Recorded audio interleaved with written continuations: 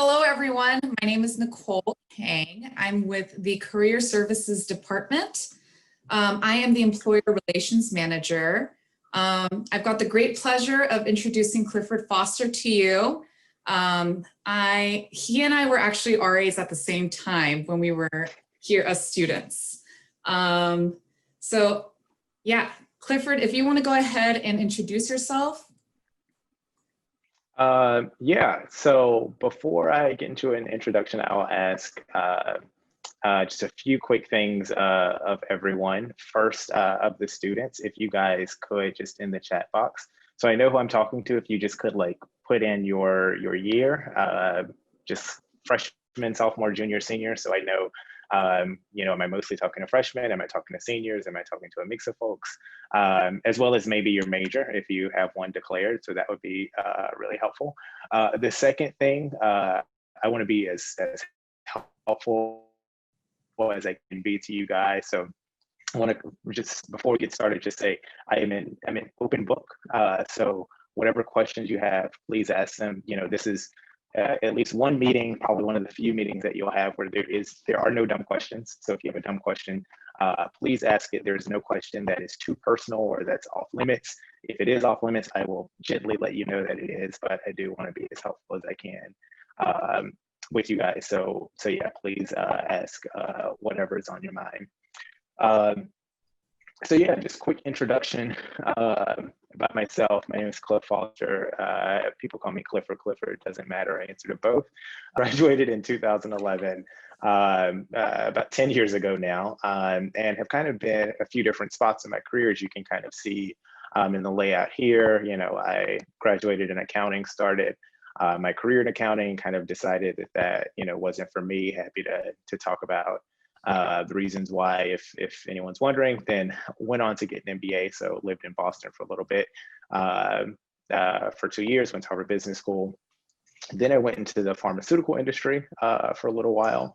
I did marketing and I did pricing analytics, and then decided to venture into tech, which is where I am now with Google. And so we had a few different roles there. Working for Google, as most people would know it, the big parent company, and then also spending some time with one of our subsidiaries, YouTube, which I'm sure everyone on the call is familiar with. So yeah, that has been my career path so far. Yeah, so as you can see in this slide here, he created a visual of his journey post Oglethorpe, and we're getting a lot of people with different majors who are signing in, but I can go ahead and kick off the conversation. So you guys, whatever questions you have, like Cliff said, there are no stupid questions. Feel free to ask away. He's got a lot of insight in grad school as well as in the professional realm. But Cliff, so I'll go ahead and start off. Is there anything you wish you'd done differently while you were at Oglethorpe that would have had an impact on your career? Yeah, I think the first thing I think that's really important to realize, especially early on, when it comes to, I'd say, career planning, is having that realization that it's a competition. So I did have that realization, I think, a little later in my time at Oglethorpe, and fortunately it was early enough for me to course correct. But I think I probably could have made a few different career steps earlier, and probably, would have been in some, done some things a little differently, probably would have, made a bit more money, worked with a few more splashy companies had I known that before. But I think it's really important to understand, especially I think for Oglethorpe students and liberal arts students, that I think, many on the call could probably speak to this. Like when you're at a small school like Oglethorpe, and especially when you do well as a student, you get called out a lot by the staff and the administration about you being a leader, which is certainly great. However, it's really important to understand that you're not just, there is no spots at these companies that are saved, for an Oglethorpe student or for a student, from any from any school. So it's not simply just a matter of waking up in the spring or summer of your junior or senior year and saying like, oh, I want an internship, I want a job, let me write a resume and turn it in. These companies are getting thousands of applications from students all over the country. And so it's really important for you to understand that just because you're the top in your class, you know, in your communications class or your business class, that you're not, one, it's a competition, and your competition isn't just with the, you know, with the 10, 15, 20 students who are in your classroom, but it's with the 200, 300, 400 students all over the country who are applying for that same internship. Now for me, my experience when I found that out, I had a very rude awakening when I went to an interview, and that was kind of my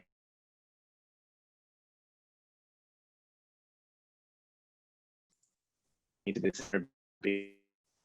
They thought that I was so great and I was a shoe-in, but you know, they wanted me to compete for it. And so yeah, I think that's, you know, the one thing that I wish I would have realized earlier. And I think the one thing that students should take away is that it's a competition, and like all competitions, like all sports, you got to start early and you got to practice. So speaking of starting early, we do have a question.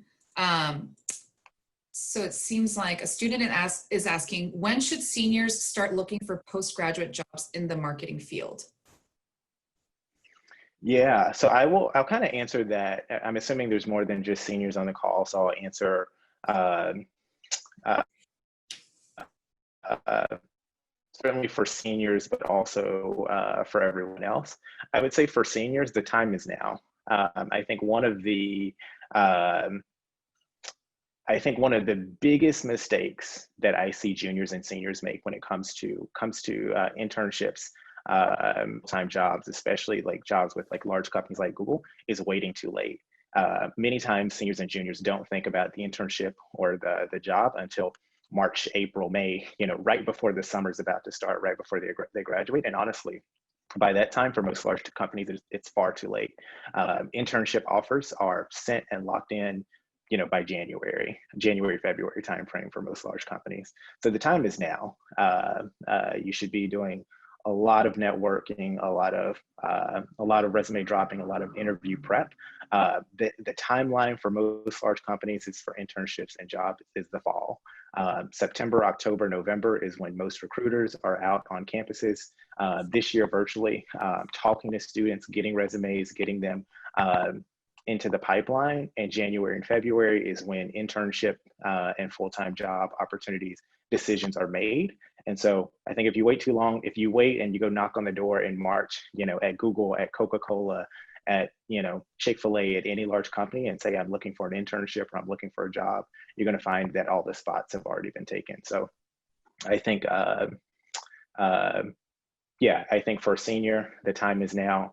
I think if you're a junior, the time is also now. And, you know, I can talk a little later on specifically like what freshmen and sophomores should be doing. Great. Yeah, definitely a little bit of sense of urgency there for our upperclassmen. All right, moving on to the next question. We've got a student saying, I'm considering an internship in marketing. Could you let me know what a typical day in marketing looks like? I think we've got maybe a connectivity issue, so let's see.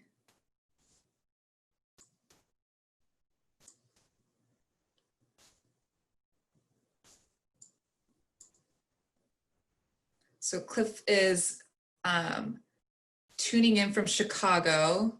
So we'll just give him a minute to get settled back in.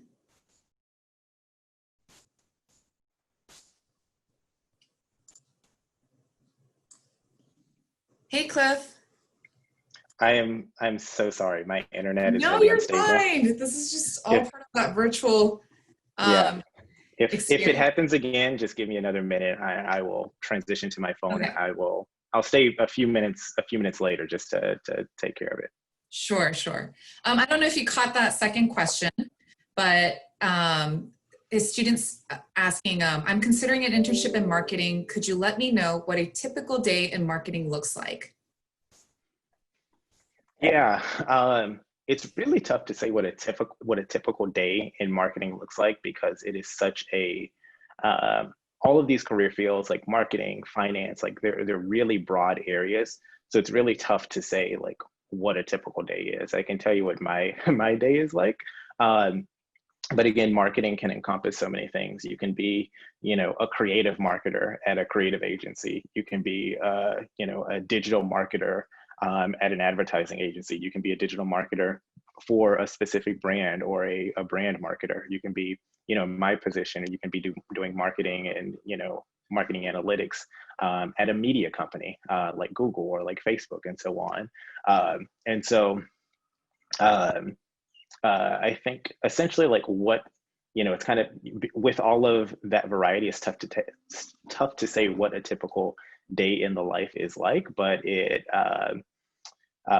absolutely, I think more and more marketers are having to get comfortable with numbers. So I think, you know, to the extent that you can do that, you certainly should. But I would say, especially for a college grad, I think a typical day in the marketer and for a marketer across any roles, you're probably looking at different campaigns that have either launched, have already gone live. You're probably planning different some campaigns. You're probably allocating marketing spend across different channels. So within digital, like how much money are you going to put on Google versus YouTube versus Facebook versus Snap, you know, versus offline channels, so TV, magazines, so on and so forth. And you're also measuring the performance of those channels. So it's like a very broad look at like what it's like to be in marketing for specific, if you're marketing a brand, whereas on my side, you're usually helping clients market their products on your platforms. In my case, it's, you know, on the Google search platform and on the YouTube platform. Awesome. I will add one more thing to that. I think it's a good question. I think for you know, no matter what career area you're thinking of, I think investing the time to understand what are those day-to-day activities is really important. I think I have found a lot of students really hop into careers because they feel like this is a career I have to go to because, you know, this is my major or my professor says it's a good career, without really digging into like, what is the day-to-day and is this something that I'm going to enjoy? And it is, you know, after you get into a career after a certain amount of time, it's really tough to get out of it. And so I would say it's really important your freshman, sophomore, junior year to, you know, to take a close look at some of these career areas to understand like, what are you actually doing? Because sometimes like what you're learning in the classroom can be very theoretical, and what you're actually doing on the job is very different. And so that's very important to tease out. And the thing is, you know, you live in the internet age, it's very easy to find out everything is on the internet. And so, you know, these are questions where like YouTube can be your best friend, and you can get a lot of firsthand knowledge in terms of like, what is it like to work for this specific company or in, you know, or in a certain industry. Great. So we do have a question from Natalia. She asks, what should I start doing as a sophomore if I want to stand out in the MBA admissions? Cool. So I think it's great that you're thinking about an MBA. The one caveat I would add for students who are considering an MBA is I would say if you, as an undergrad, any MBA program that would accept you right out of college is probably an MBA program that you probably shouldn't go to. So an MBAs typically look for students who are a few years out of college, who have some professional experience under their belt. And so in order, you know, I guess just to be completely frank, in order, you know, MBAs can be very expensive, and to get the most return on an investment for an MBA, you really do have to go to one of the top 20, top 30 programs in the country. And that's, you know, what makes it make sense. And for pretty much all of those programs, they are going to require at least 2 to 3 years of work experience. So coming into the program straight out of Oglethorpe or from any undergrad wouldn't be possible. just because when you're in an MBA, speaking from experience, you want people who in the classroom can talk about topics and bring their professional expertise to that topic area, and not just, well, this is what I read in a college textbook and this is, my understanding of it. So I would say that. And so in order to stand out in the MBA admission process, if you're looking that far ahead in the future, one of the things that you should be cognizant of is identifying the MBA programs that you're interested in, and looking closely at their feeder institutions or their feeder companies. And so what I mean by that, their incoming classes, what companies are the students coming from? And so that will give you a good indication of like what type of job and at what type of company do you need to be a part of in order to get accepted into that program. And so you'll see at some programs, they really like people who work at big investment banks, or at Wall Street investment banks. At other programs, they like people who work for big consumer brands. So I would say, if anything, you should, certainly look at the MBA programs, be aware of their requirements, but the most important thing that you can do right now as a sophomore is understanding which companies essentially will give you the key to get into some of those MBA programs and really begin to position yourself to start a career at one of those companies. Thank you for that. And then John V is a current senior. He is wondering, what made you make the switch to technology from accounting? Yeah, again, I'll be very frank here, and Stephanie and Nicole, you can uninvite me from any future events if you don't, no way. Like my frankness. So yes, I started my career in accounting, but in all honesty, so 2011, when I graduated, we were just off the heels of a recession. And so I did kind of learn throughout my internship process that, this probably isn't going to be for me. But the country was coming through a recession. And it was a good experience for me. I tried, looking at a number of things, and, I realized, wow, it's really difficult to get a job if you haven't laid the groundwork really your sophomore and junior year. And so my groundwork had been with accounting firms and not with any other company. So it was really hard for me to pivot in between an internship and the full-time job to go elsewhere. So that's one. But even while I was in the job, I think what made me make this switch was kind of the culmination of two things. One was compensation. At the beginning of your career, first year out of college, you're not going, that's not going to be the most money that you make in your career.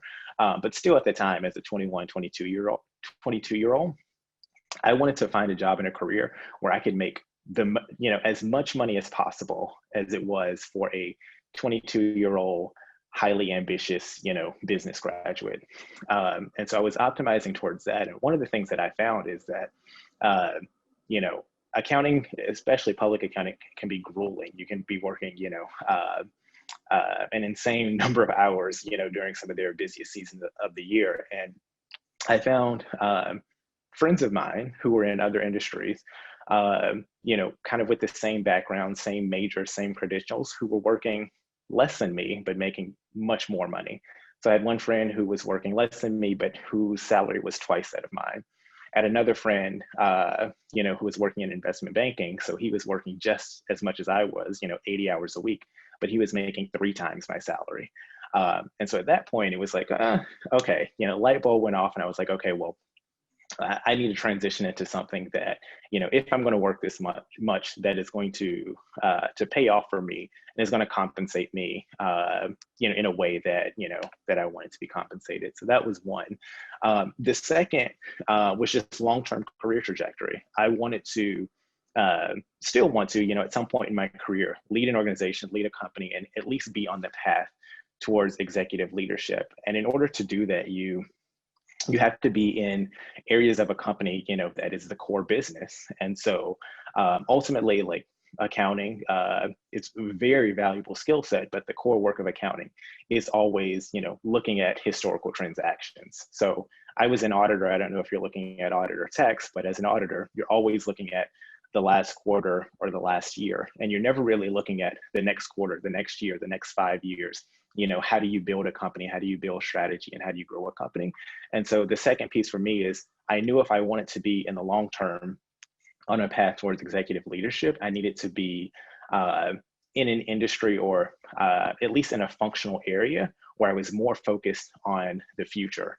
And so those are areas like finance, like sales, like marketing. And so ultimately, those were the two things that culminated in me making a pivot. I, used the MBA to do that because the MBA was very effective in, helping me hit two of the goals. One, in the short term, increasing my compensation to, the level that I wanted it to be right after school. And in the second,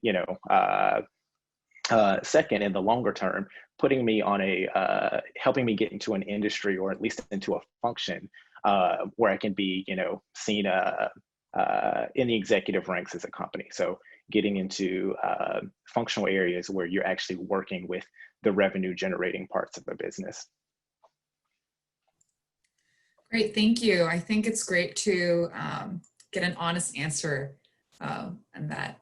So we've got a student ask. Yes, money is important. I think in a lot of these sessions, people, don't talk about money, but it's a huge factor and it's very important. Absolutely. And so I don't want to, shy away from it.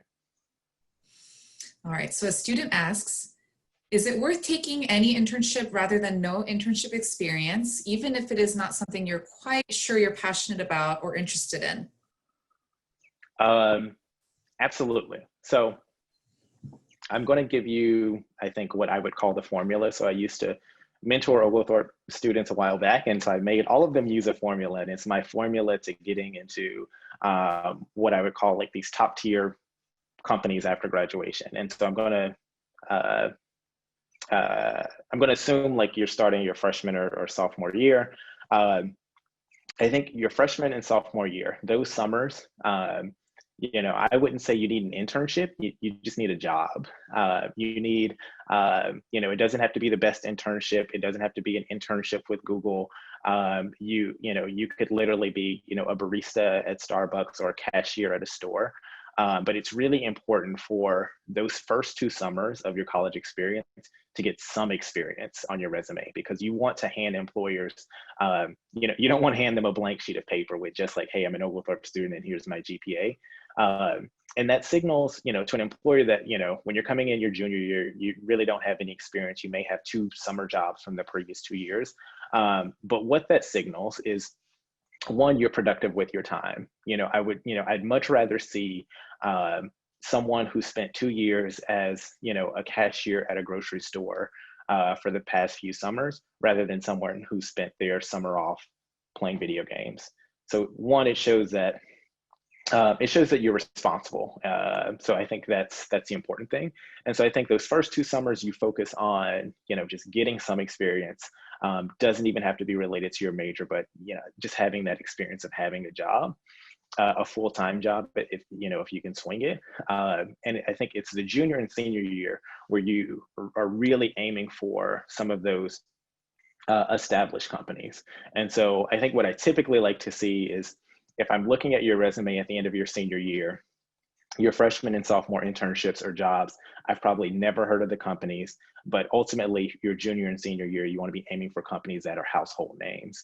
And so, and this is like when you really want to start early and, your junior year, hitting the pavement with networking and getting into the pipeline. So long answer to the question, but yes, internships are extremely important, even if it's not related to your major, or even if it's something that, even if it's just an $8 an hour job, especially like early on in your college experience. Great. And if any of you all have any questions about internships, we here at the Career Services Department are happy to answer those questions for you. All right, and then we've got another question. Do employers prefer seeing lots of experience with many different companies, or a fewer number of companies for a longer period of time? Is this from a current student? Is that a current student question? Yes. Okay. Yeah, I don't think there's any preference. I think again, you are, I think you're your students. So the expectation is that you'll have some work experience, but not a lot. And so I think to answer that question, it's one thing if you're managing multiple things, like let's say you have a campus job, plus you had a few internships. I think that's fine. There's nothing wrong with that. So you certainly wouldn't get penalized for that. And I don't, so yeah, I don't think there's anything wrong with that. I think where you could, raise some flags is, if you had an internship in the summer, or if you had multiple internships because maybe, I don't know if you got fired from an internship. And so if you have an internship on your resume where you're on the internship for 3 weeks or a month and you had another internship. But no, I think as long as it's explainable and reasonable, there, shouldn't be any cause for concern there. All right, and then we've got a question from Price.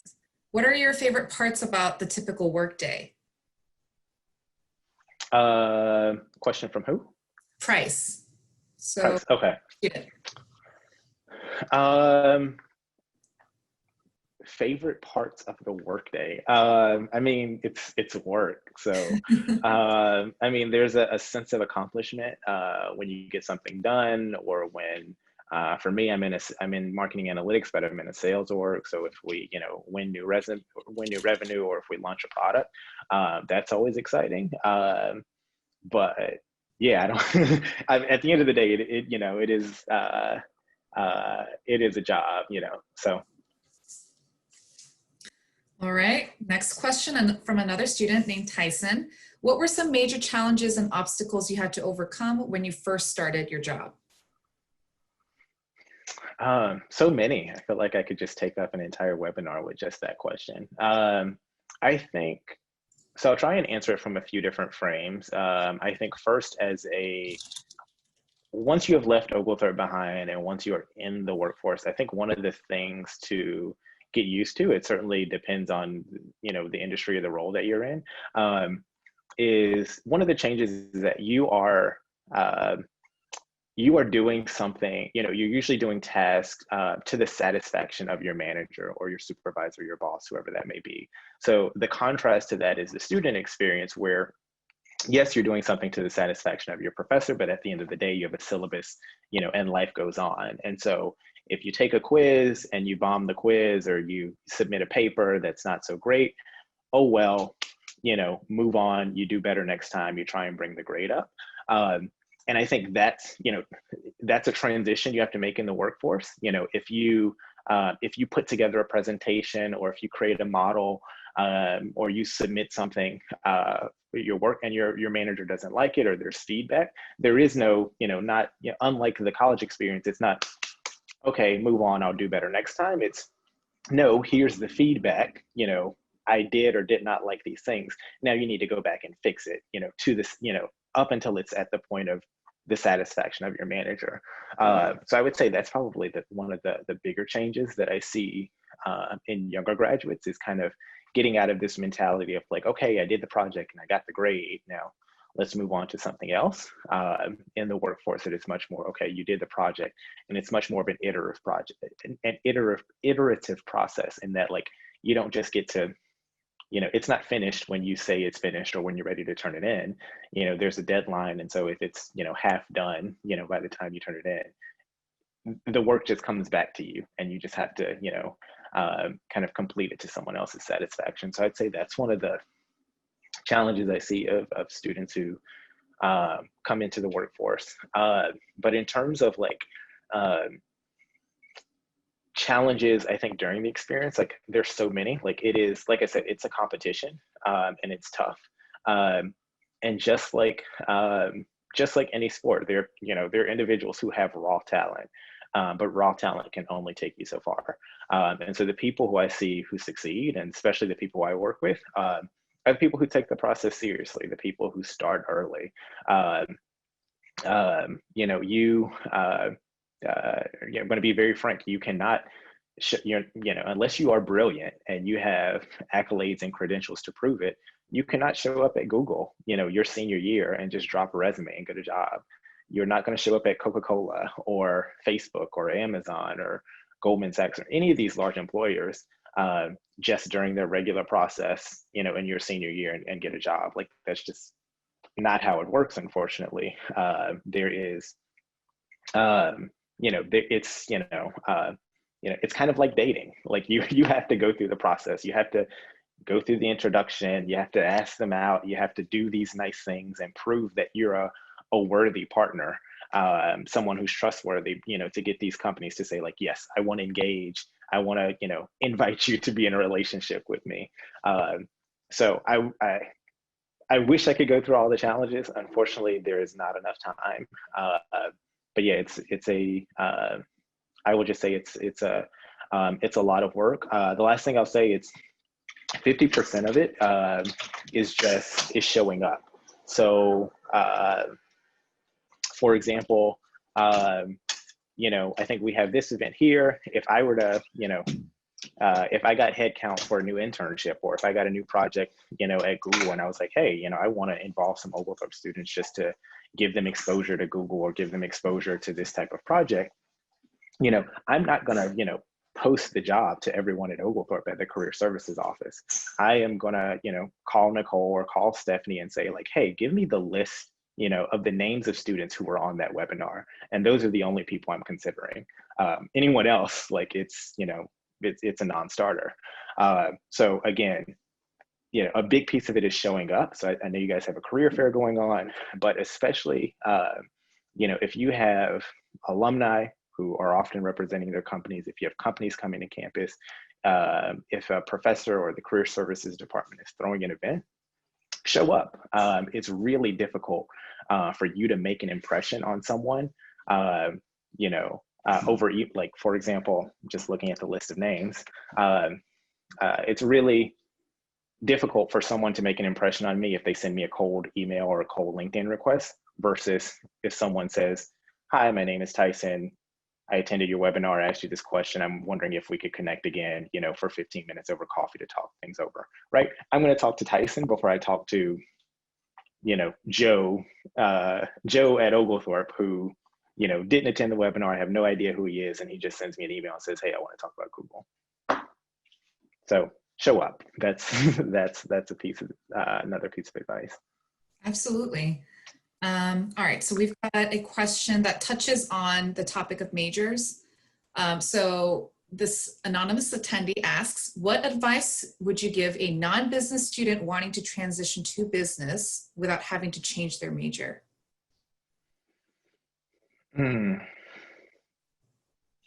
Yeah, I wish that anonymous attendee, if you could tell me your major, that would be a bit more helpful. I think,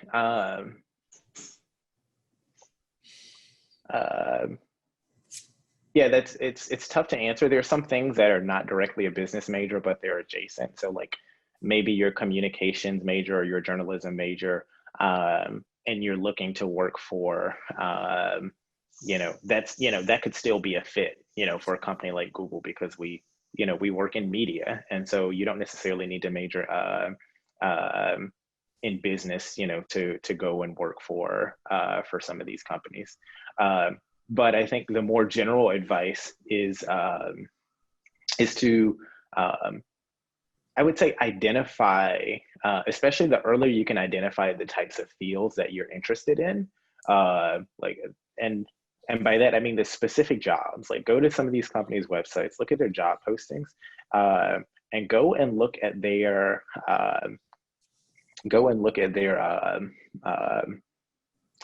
specific requirements, of like, what are they calling out that is required for the job?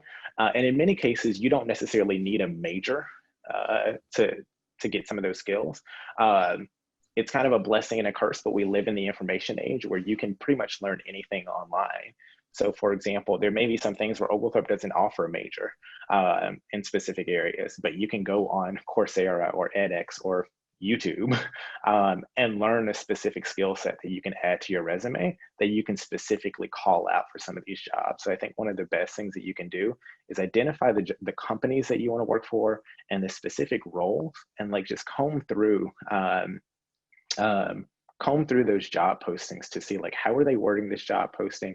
What are the requirements? Like, what are they looking for? And find opportunities for you to like go out and build out some of those skill sets. I think I just saw that you're a biology major.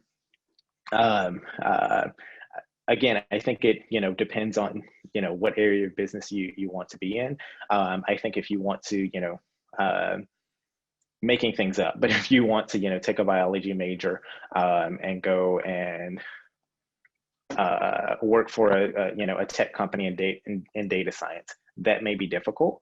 But if you're a biology major and you want to work in healthcare, for example, or if you want to work in the pharmaceutical industry, that's certainly doable, and you don't necessarily need a business degree to do it. Maybe you can go take some business classes to help supplement that. But I see many biology majors, for example, who used to come into the pharma industry and get jobs in marketing or in sales.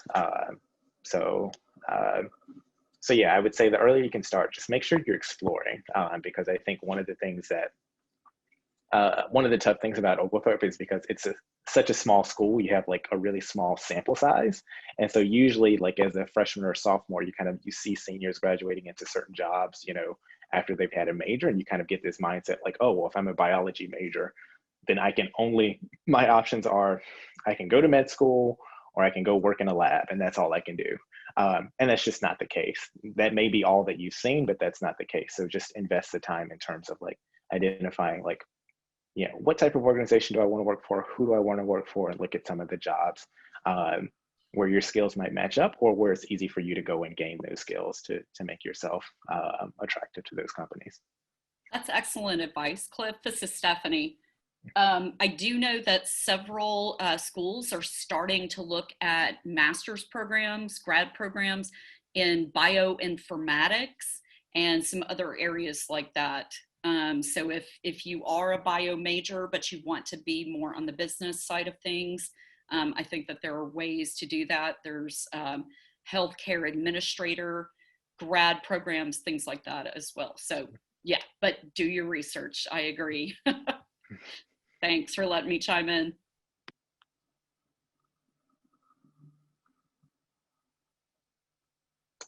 Nicole, I think you're on mute.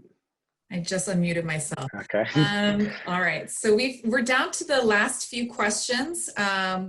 So the next question does ask, it's kind of on the topic of exploring. You said that job experience and being productive are characteristics employers want to see, but what if your skill set is more self-employed and oriented, such as managing your own YouTube channels, affiliate marketing on Pinterest, and blogging? And how important are these skills and experiences? Yeah, it really all depends on the type of career path you're pursuing. Like, YouTube, blogging, affiliate marketing. Like if you are, if you're seeking a career in accounting, probably not very helpful. If you're seeking a career in marketing, like for example, if you want to work at, Google or YouTube, like that's very helpful. The fact that you know what a YouTube channel is, you know how to upload videos to YouTube, you know how to market them. That can be incredibly valuable. So yeah, short answer to your question. Ultimately, it just depends on it depends on the area that you're going into, and like ultimately like how you package it. All right, great.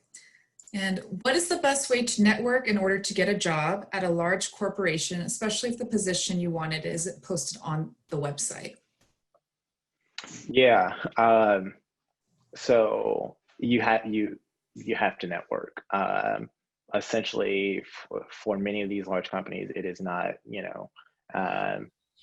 I guess secrets of campus recruiting, just for many large companies, depending on the industry where the company is located, many large companies have essentially a list of schools, and they will essentially say, this year we're hiring 100 interns or 100 full-time hires, and we get all of our, our candidates from these schools. And how those schools make it onto their list, it's a combination of a few things. Usually their executives or their recruiting team members went to those schools, or the schools are really well known for, a particular major, or the schools are just so large that they're just like, we can go to this one school and meet 600 students. And so that's why I mentioned the competitive piece, that, because if you're not on that list, it can be really tough to get in, and that's when you really have to network your way in.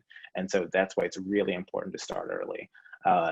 And so I think there's a few different ways, so certainly utilizing the alumni network, to the extent that you can. Alumni usually want to help students, but they also want to help students who are really engaged in the process.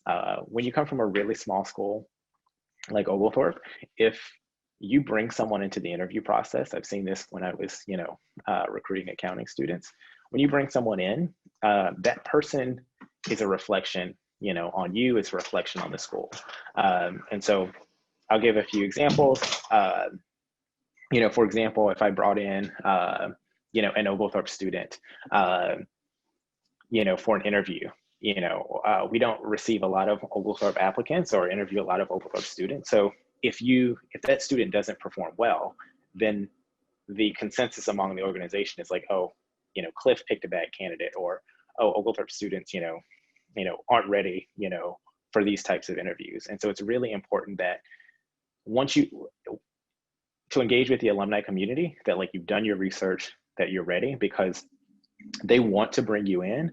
But, in order to do so, they have to know that oh, this person is going to make me look good. And so, yeah, I think that would be the one thing, just making sure that you network. So reaching out to the alumni department, reaching out to your professors in in your various classes, and putting pressure on them to say hey, can you bring some alumni to class to speak to us so that we can get some of that exposure.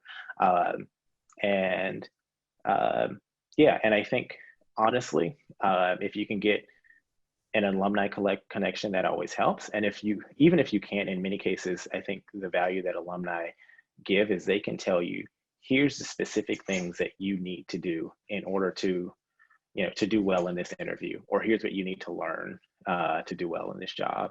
And sometimes those are things that you're not learning at the classroom. And so I think that's what makes the networking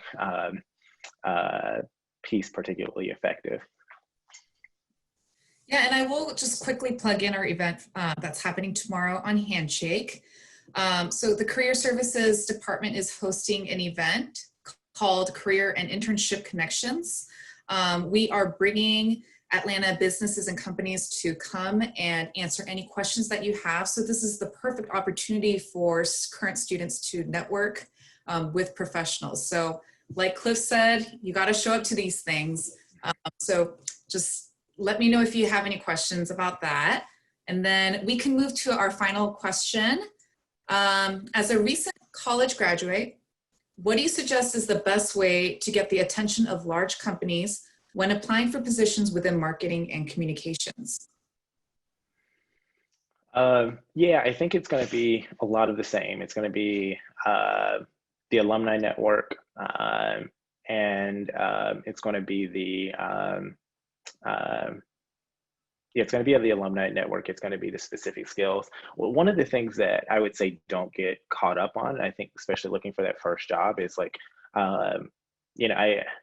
my advice to everyone on the call, no matter what your interests are, is when you are optimizing for your junior year internship, when you're optimizing for your first job after Oglethorpe, is to go, you want to optimize to get, I would say, kind of top Fortune 500 companies.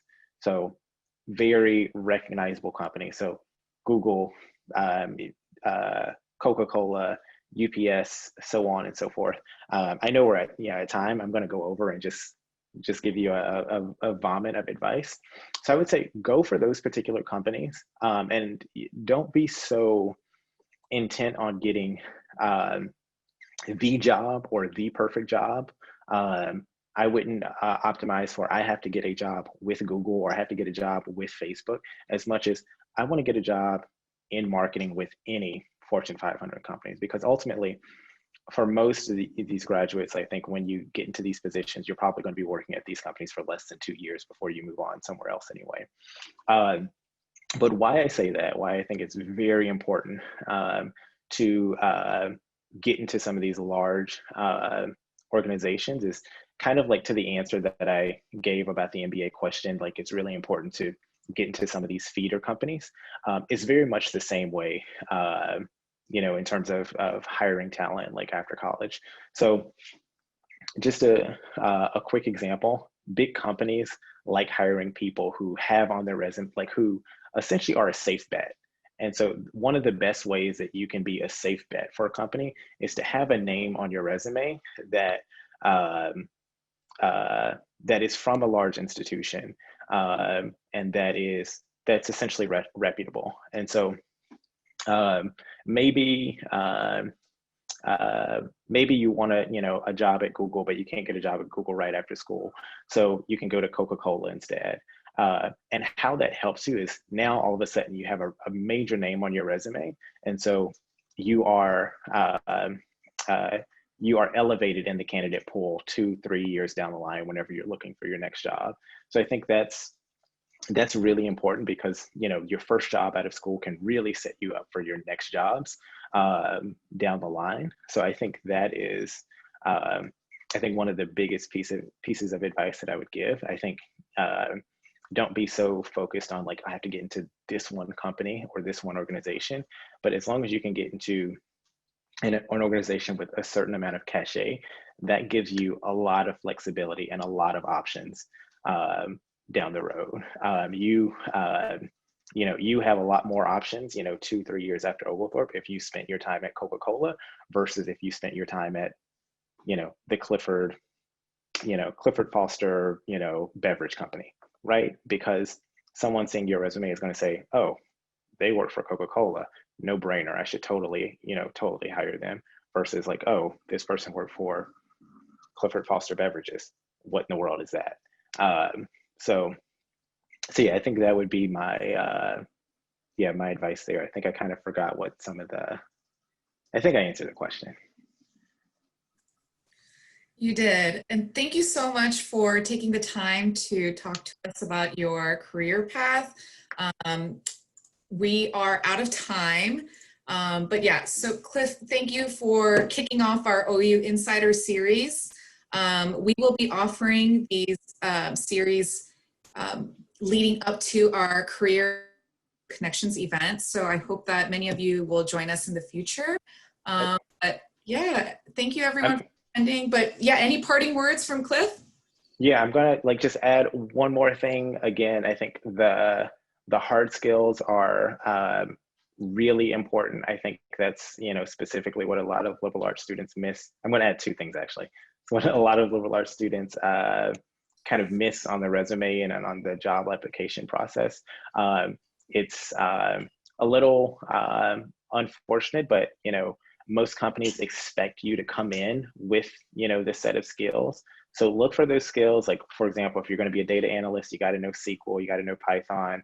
If you're going to be an accountant or in finance, you have to know Excel. You have to be modeling, financials in Excel. And if you're not getting that in the classroom, unfortunately, fortunately or unfortunately, all of these things can be learned on the internet via YouTube for free, or for a very small fee from Coursera, edX, or Code Academy, or what have you. And like I said, it's a competition. And for many organizations, the expectation is, even if you haven't learned it, in school or from your professor, the expectation is that you've gone out and you've learned the skill yourself. So for example, in my organization, if I'm hiring a data analyst, I can teach you marketing analytics. I can teach you about Google, the organization, but you absolutely have to know SQL. You absolutely have to know Python. And I don't care whether your school offered the course or not, because there's so many resources on the internet. For anyone who interviews with me, the expectation is that you've learned it one way or another. So just wanted to give that insight. And I think the last thing I would say, I know you guys have been working on resumes. Remember, the resume is, it's not a school assignment. It's not something that you complete and you're finished with. It is a living, breathing document. You have to update it constantly. And also, because the process is so competitive, many companies use algorithms and bots to filter through resumes to essentially look for for the code words, like, does this person have the requirements that we've listed out before a human even looks at the resume? So it's very important that you essentially have to tailor your resume for each job that you're applying to. So again, look at the job posting, look at the requirements, look at the words that they use in that posting, and make sure that the words that you put on your resume match what they've posted so that you can at least make it past that, that preliminary round. So I know we went over, but I thought that was very important. No, thank you. And actually, you just reminded us that speaking of resources and gaining skills that are not maybe offered at school, LinkedIn Learning is available and free for current students. So be sure to sign up, and you can take as many classes as you want on that. And again, thank you, Cliff, so much for taking the time to talk with all of us. I know that our students have gained invaluable insight in your world and in Google. So yeah, thanks everybody, and have a great evening.